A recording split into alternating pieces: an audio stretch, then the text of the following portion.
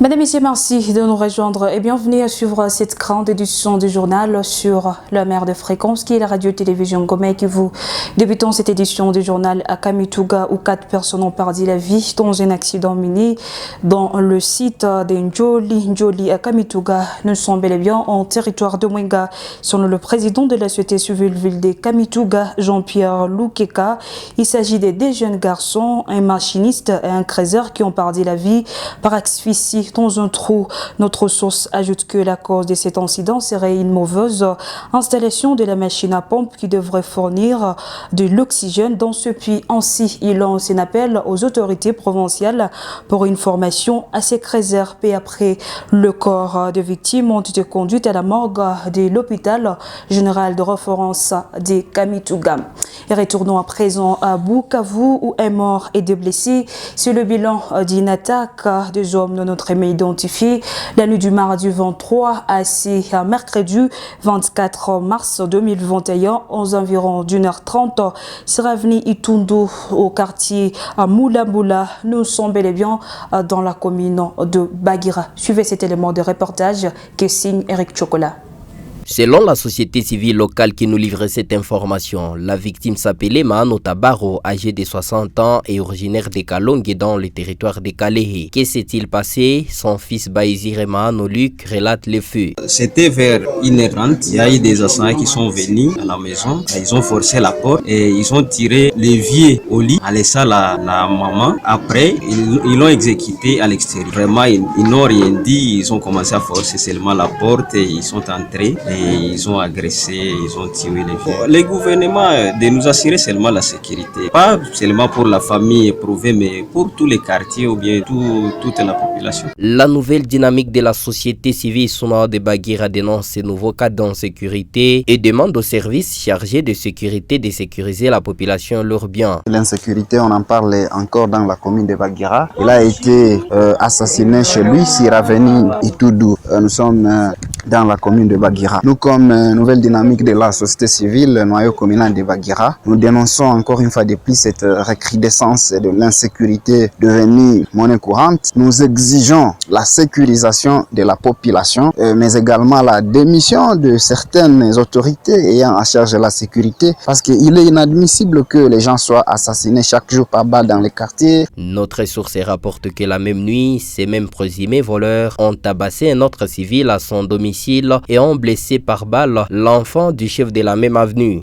Et puis parlons autre chose à présent, le secrétaire général de la conférence épiscopale nationale du Congo et porte-parole des évêques est en ce jour au site Kivu à Bédon ancien Cholet et dans une mission interne de l'église catholique. Interrogé par la RTNK sur le processus électoral, celui-ci a indiqué que la CENCO a déjà publié sa feuille de route électorale dans son engagement d'accompagner différentes institutions d'appui à la démocratie dont la commission électorale nationale indépendante CENI. Gloria Sifiwe signe cet élément de reportage. Cette feuille de route électorale est une série d'activités que la conférence épiscopale nationale du Congo a programmée en 3 phases. Elle inclut la période préélectorale, électorale et post-électorale avec les plaidoyers et la médiation, l'organisation des élections ainsi que l'éducation civique et électorale. Abbé Donatien Cholet, porte-parole des évêques. Le plaidoyer pour convaincre qu'il n'y a pas de temps à perdre, il faut se préparer, il faut mettre les moyens dès maintenant pour les élections, il ne faut pas attendre. La médiation, c'est que d'expérience, quand on se met sur le processus électoral, il y a des conflits qui naissent ici et là, et nous sommes là aussi pour les bons offices, mais il y a aussi la deuxième phase, la phase de l'observation des élections qui commence par l'évaluation de la façon dont ça s'est fait, la phase de l'éducation civique et électorale de façon globale qui doit accompagner ce processus. Abbé Donatien Cholet invite les uns les autres à la vigilance. De son côté, la CENCO a déjà lancé l'appel à candidature pour les bureaux de la CENI. On va déjà s'y mettre. Vous avez appris qu'on a fait déjà appel à candidature pour les bureaux de la CENI. Cela n'a pas été bien comprise, mais nous, on ne se laisse pas distraire, on sait ce que l'on fait. Notez que la feuille de route électorale de la Conférence épiscopale nationale du Congo a été dévoilée le 18 mars dernier à Kinshasa. Les discussions autour de la tenue de prochaines élections restent d'actualité partout en RDC.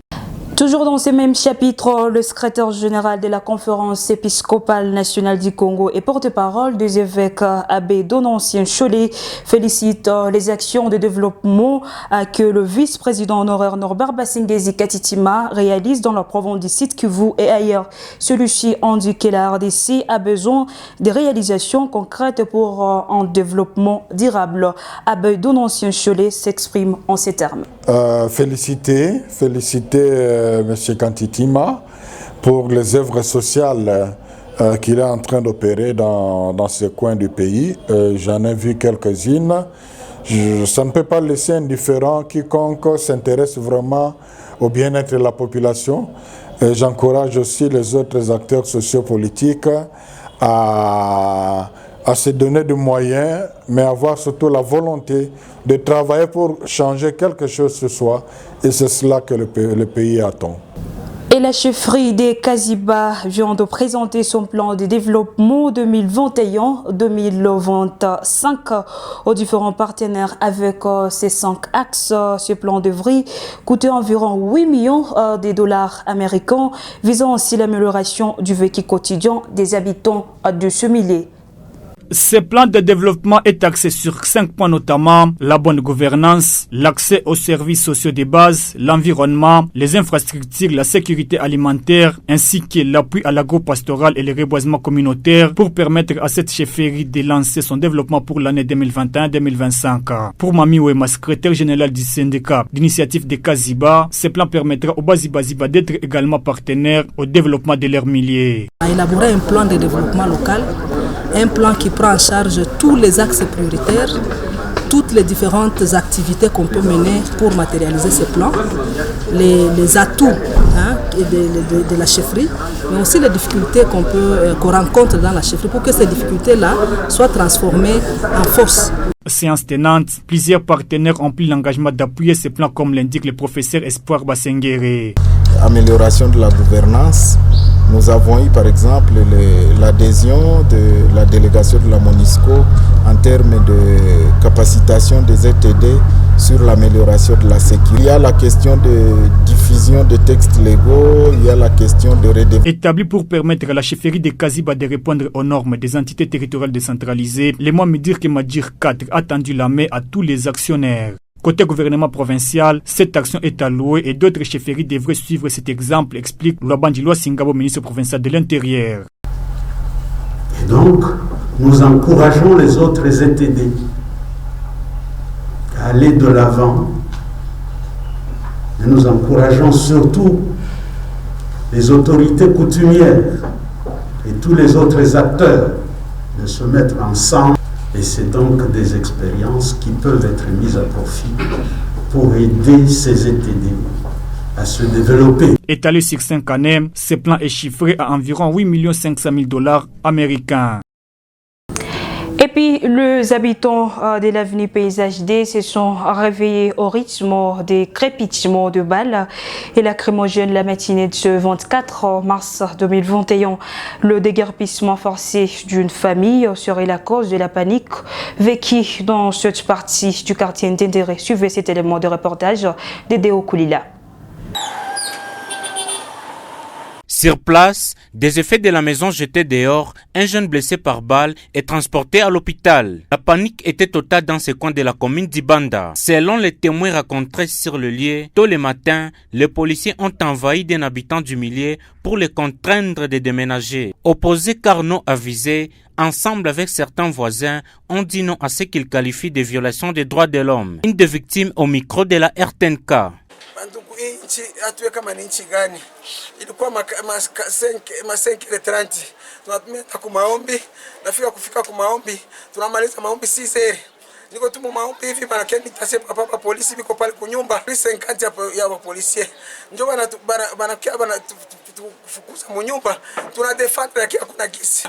Banakamata ole garçon wangu wanampiga masasi mkichwa, ni docteur anasoma kuye docteur na hatuna franga, lakini wakati exécuter na dossier ngali kuparquer ya kwa juger. Mlisema ko tu pays de droit, mbona shi tu droit tuko bafoué, justice gani ko muinchi bantu. Contacté Obedi Manvu Eli, président de la société civile Sunayon Nyalukemba, dénonce ces comportements qui est devenu monnaie courante. Celui-ci indique que plusieurs personnes sont déguerpies sans qu'on tienne compte des droits de l'homme. C'est un grand regret que nous avons constaté tous les matins et d'aujourd'hui, mercredi, le crépissement des balles dans les quartiers. Depuis 5 heures, il y a eu des policiers qui ont été commis dans une maison d'un particulier en train de les déguerpir, sans toutefois suivre les procédures du déguerpissement. Sur un dossier qui est déjà au parquet, c'est un dossier qu'on devrait régler entre les autorités et les concernés. Mais il y a les enfants qui n'ont pas même étudié depuis 7 heures. Les balles étaient en train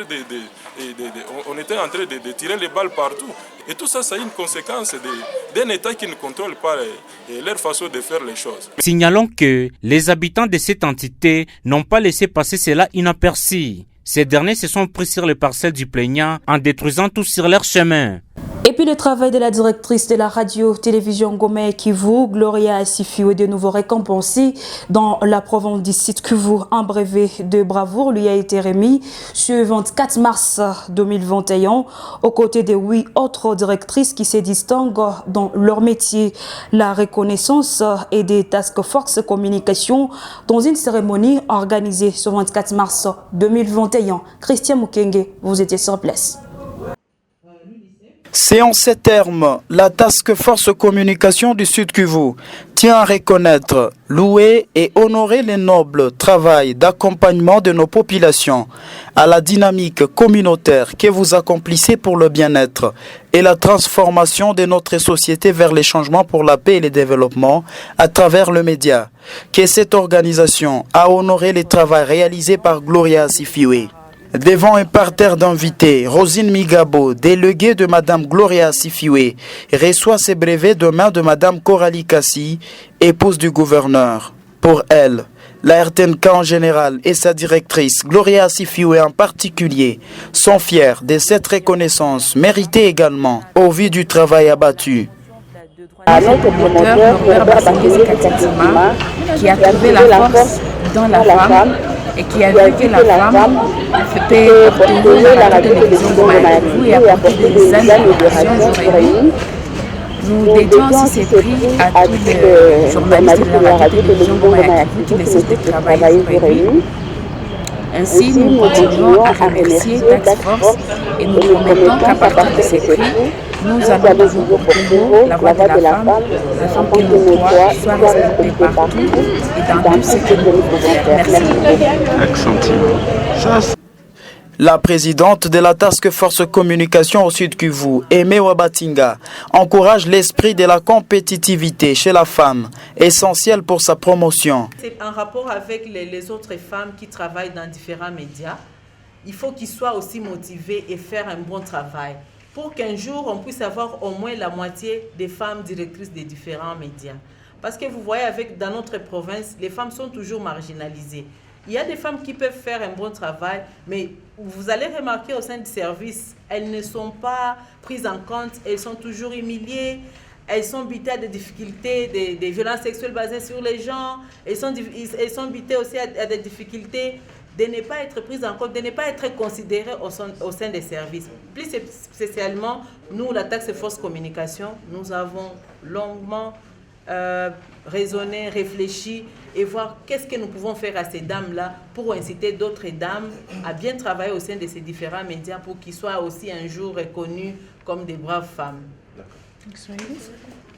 Plusieurs autres femmes directrices des médias ont été récompensées. Luciane Pocho de la radio universitaire, Priska Boukaraba, Iriba FM, Solange Chagayo, Radio Star. Et parlons à présent du dossier Covid-19. Cosmos Bichicha, ministre provincial de la Santé, annonce que la province du Sud Kivu fera désormais partie des celles concernées par la vaccination dès le début de l'opération. Cosmos Bichicha a donné cette précision dans un entretien avec la presse ce 24 mars 2021. Selon ces derniers, la motivation est partie de la hausse des cas enregistrés dans la province du Sud Kivu, qu'il a fait à 5e sur la liste de provinces atteintes déjà à part cette pandémie. Cosmos Bichicha, dans cet extrait choisi par Natacha Mengo-Andrea.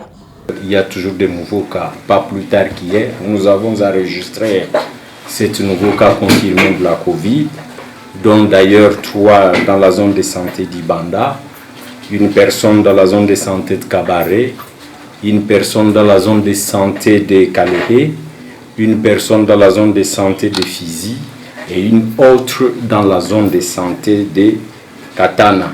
Ce qui nous ramène aujourd'hui à un cumul de 755 cas confirmés dans la province du Sud Kivu, dont 56 actifs actuellement sous traitement. Nous avons connu, comme vous le savez, nous avons perdu 56 compatriotes et nous avons quand même 643 guéris. La vaccination est irréversible. On va continuer à travers d'ailleurs vos micros et vous-même. Vous serez le premier sensibilisateur de la population et vous allez communiquer à la population l'importance de ces vaccins. Et le vaccin n'est pas nuisible comme les gens ont tendance à le penser. Et je pense qu'avec notre implication comme autorité provinciale, votre implication comme les faiseurs d'opinion, nous allons bien faire passer ce message. Et faire un état de lieu du genre dans les établissements d'enseignement supérieur et universitaire du Sud Kivu, c'est l'objectif d'une conférence débat organisée par la radio universitaire Yesdor Bukavu ce 24 mars 2021 à la salle de réunion du centre Olamé. Cette conférence débat s'inscrit dans le cadre du projet renforcement de la radio rurale pour une information impartiale. Lucienne Pocho, directrice de la radio universitaire Isder Bukavu, indique que l'accès des filles au poste de responsabilité étudiantine demeure faible, même constant dans les corps scientifiques et académiques, d'où selon elle, il est important d'identifier les blocages afin de proposer les voies d'amélioration possibles pour la promotion des femmes au sein de la communauté universitaire.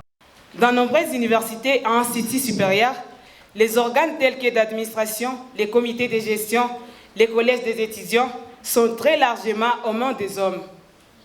Les statistiques sont plus consistantes en ce qui concerne l'accès des filles aux postes de responsabilité estudiantine.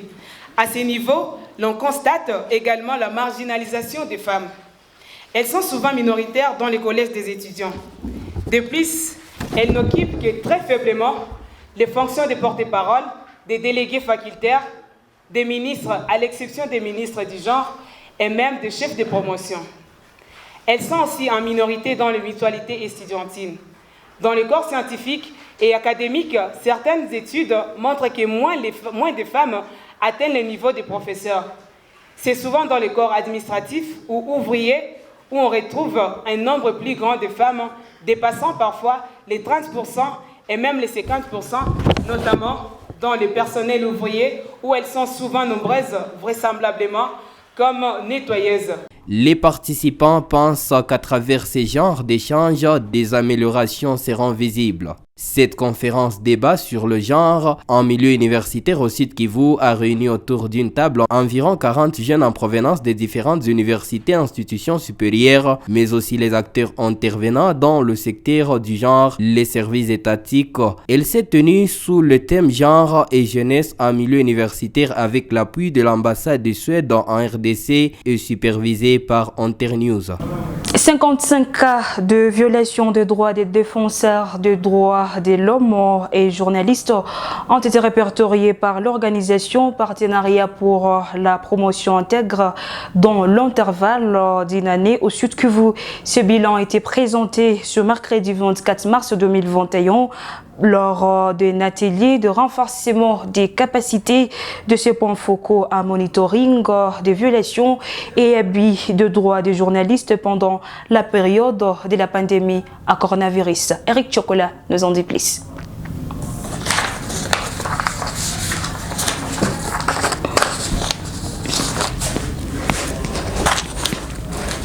PPI indique que ces cas sont souvent enregistrés pendant l'approvisionnement d'informations fait des monitorings de violation des droits des DDH. PPI fistille cet état de lieu et souligne que le fait de lutter contre le coronavirus ne doit pas être l'alibi pour violer les droits des défenseurs des droits de l'homme et journalistes à couvrir les informations. Face à cette situation, elle promet mener un plaidoyer auprès de l'État pour permettre à ces derniers de bien exercer leur métier sous respect de mesures barrières. Pascal Moupenda est le coordonnateur de PPI. Pour faire un bon monitoring, un acteur de la société civile, un journaliste aussi qui est avisé, il doit d'abord comprendre qu'on doit d'abord se poser la question de savoir quel est le problème. Est-ce qu'il y a un problème sur lequel on voudrait monitorer dans les milieux? Et de deux, on doit chercher à comprendre que l'objectif principal des monitoring qu'on voudrait mener, c'est de renforcer la responsabilité de l'État pour la protection des défenseurs des droits humains, les acteurs de la société civile, les médias, dans le cadre de leur travail. C'est la raison pour laquelle, dans la période exceptionnelle de la pandémie à coronavirus, nous avons pensé qu'il y avait lieu aussi d'insister sur les techniques, comprendre qu'aussi on ne peut pas aller quand même à monitorer en cette période sans qu'on ne respecte pas aussi les mesures barrières, par exemple, en collaboration avec les autorités et les victimes même des exactions sur les choses. On a compris que les cas n'ont fait qu'augmenter en cette période de pandémie à coronavirus. On prépare à ces assises les points focaux des PPI, parmi eux les journalistes et acteurs de la société civile venus de Kalehe, Minova, Walungu, Uvira et Bukavu. Madame, Messieurs, et c'est par là que nous bouclons cette grande édition du journal sur la meilleure de fréquence qui est la radio Télé-Ngoma Kivu.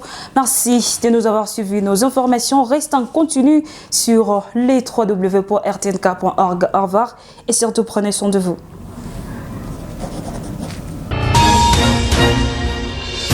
Thank you.